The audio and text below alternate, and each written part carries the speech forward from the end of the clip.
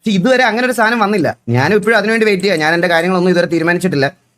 ഞാൻ പറഞ്ഞില്ലേ, എൻ്റെ രജിസ്ട്രേഷൻ പ്രോസസ് കഴിയാതെ ഇനി ആരെ നമ്മുടെ ഇതൊന്നും മാറ്റാനൊന്നും പറ്റത്തില്ല. ഞാനും അങ്ങനെ ഒരു വീഡിയോ വരട്ടെ അല്ലെങ്കിൽ ഇറങ്ങട്ടെ എന്നുള്ളൊരു കാര്യത്തിൽ, അല്ലെങ്കിൽ അങ്ങനെ വരുമ്പോൾ ഒരു ഡിസിഷൻ എടുക്കുക എന്നുള്ളൊരു കാര്യത്തിൽ ഇരിക്കുക. എന്തായാലും ഞാൻ ഇത് എൻ്റെ ബിസിനസ്സൊക്കെ ലോഞ്ച് ചെയ്യുന്നതിന് മുമ്പ് ഈ ഒരു പ്രശ്നം കാര്യങ്ങളൊക്കെ സോൾവ് ആയതിനു ശേഷമേ ഞാനത് ചെയ്യത്തുള്ളൂ.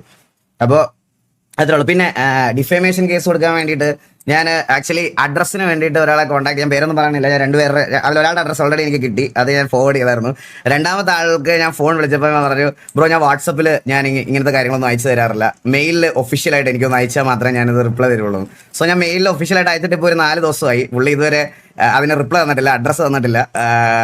ഞാൻ മെയിലിൽ വരണമെന്ന് വിചാരിച്ചിരിക്കുമായിരുന്നു 2 ദിവസമായിട്ട്. ഇതുവരെ പുള്ളി പറയണത് വാട്സപ്പിൽ പുള്ളി അയക്കില്ല, വാട്സപ്പിൽ ഞാൻ ഇങ്ങനത്തെ കാര്യങ്ങളൊന്നും അയക്കില്ല ബ്രോ, ഞാൻ എല്ലാം മെയിൽ ത്രൂ മാത്രമേ ഞാൻ ഇത് ചെയ്യുള്ളൂ എന്നുള്ളൊരു രീതിയിലാണ് പുള്ളി എൻ്റെ സംസാരിച്ചത്. അപ്പോൾ പുള്ളി മെയിലൊക്കെ ചിലപ്പോൾ കുറച്ച് ദൂരത്തുനിന്ന് വരുന്ന മെയിലല്ലേ, കുറച്ച് സമയം എടുക്കുമായിരിക്കും, ഇവിടെ എത്താൻ എറണാകുളത്ത് എത്താൻ മെയിൽ എത്താൻ സമയം എടുക്കുമായിരിക്കും, നമുക്ക് നോക്കാൻ.